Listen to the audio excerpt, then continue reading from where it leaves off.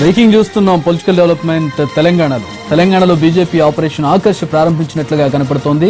రాష్ట్రంలో పార్టీని పటిష్టపరిచేందుకు వలసలను ప్రోత్సహించాలని నిర్ణయించింది. దీనిపై చర్చించేందుకు పార్టీ రాష్ట్ర అధ్యక్షుడు లక్ష్మణ్ హుటాహుటిన ఢిల్లీ పయనమయ్యారు. ఈ రోజు మధ్యాహ్నం ఆయన బీజేపీ జాతీయ అధ్యక్షుడు అమిత్ షాతో సమావేశం అవుతారు. ఈ సమావేశంలోనే పటాన్చెరు మాజీ ఎమ్మెల్యే నందీశ్వర్ గౌడ్ బీజేపీ తీర్థం పుచ్చుకోనున్నారు. కొన్నాళ్లుగా నందీశ్వర్ గౌడ్ కాంగ్రెస్ పార్టీకి దూరంగా ఉంటున్నారు. దానికి సంబంధించిన బ్రేకింగ్ న్యూస్ చూస్తూ ఉన్నాం. మరికొంతమంది నేతలు బీజేపీ బాట పట్టే అవకాశం కనపడుతోంది. బీజేపీలో ఆపరేషన్ ఆకర్ష్ పై మరింత సమాచారం మా ప్రతినిధి రాజు అందిస్తారు. రాజు,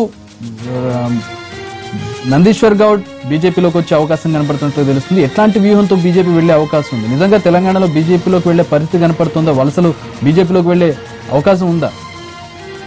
చక్రి, వాస్తవానికి తెలంగాణలో రాజకీయ ముఖ చిత్రం మార్చేందుకు బీజేపీ జాతీయ అధ్యక్షుడు అమిత్ షానే రంగంలోకి దిగుతున్నారు. గతంలో నుంచి చూస్తుంటే పార్టీ పరిస్థితులు కనుక ఒకసారి అంచనా వేసుకుంటే తెలంగాణ ఏర్పాటు కోసం కూడా మొదట బీజేపీ తీర్మానం చేసింది. కానీ తెలంగాణలో వాళ్ళకి అనుకూలమైనటువంటి ఫలితాలు రాలేదు.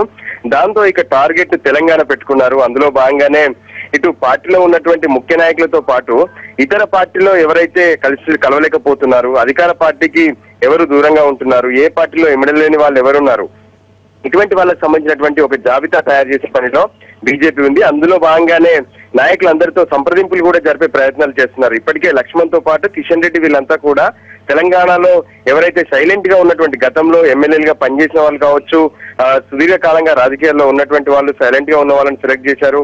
ముందుగా పటాన్చెరు మాజీ ఎమ్మెల్యే నందీశ్వర్ గౌడ్, ఆయన గత కొంతకాలంగా కాంగ్రెస్ పార్టీ యాక్టివిటీలో లేరని చెప్పుకోవచ్చు. అతను ఎమ్మెల్యేగా ఎప్పుడైతే తను పదవీ కాలాన్ని పూర్తి చేసుకున్నారో ఆ తర్వాత కొంత పార్టీ కార్యక్రమాలకు దూరంగా ఉంటున్నారు. ఇక ఆపరేషన్ ఆకర్ష్ మొదలెట్టండి అని చెప్పి బీజేపీ జాతీయ అధ్యక్షుడు అమిత్ షా ఇచ్చినటువంటి ఆదేశాల మేరకు ఆయనతో సంప్రదింపులు జరిగినటువంటి బీజేపీ అధ్యక్షుడు లక్ష్మణ్ ఉదయమే ఢిల్లీకి నందీశ్వర్ గౌడ్ తో పాటు ఢిల్లీకి బయలుదేరారు. వాస్తవానికి ప్రస్తుతం అమిత్ షా దేశ పర్యటనలో చాలా బిజీగా ఉన్నారు.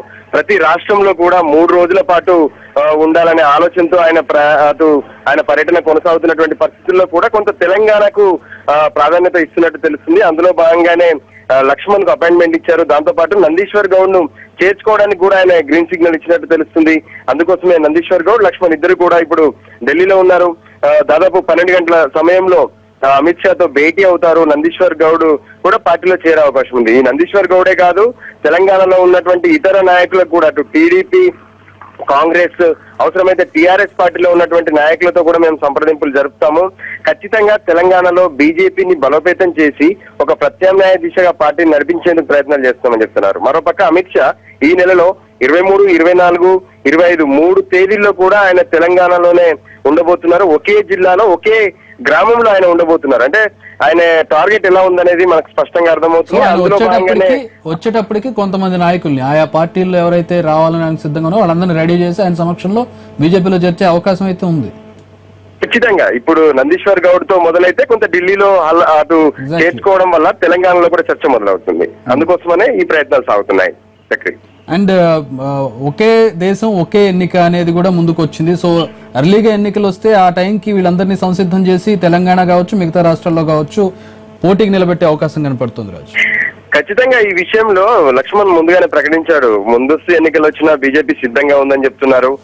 గతంలో ఇతర పార్టీలతో పొత్తులో ఉన్నప్పటికీ కొన్ని సీట్లు మాత్రమే పోటీ చేశారు. అంటే 40 సీట్లు మాత్రమే తెలంగాణ అసెంబ్లీలో పోటీ చేసినటువంటి పరిస్థితి. కానీ ఈసారి అన్ని అసెంబ్లీ స్థానాలకు బీజేపీ అభ్యర్థులను నిలబెట్టేందుకు కూడా కసరత్తు మొదలైంది. Chakri, thanks for the updates Raju. మొత్తానికి బీజేపీ హవా, మోడీ హవా నడుస్తున్న నేపథ్యంలో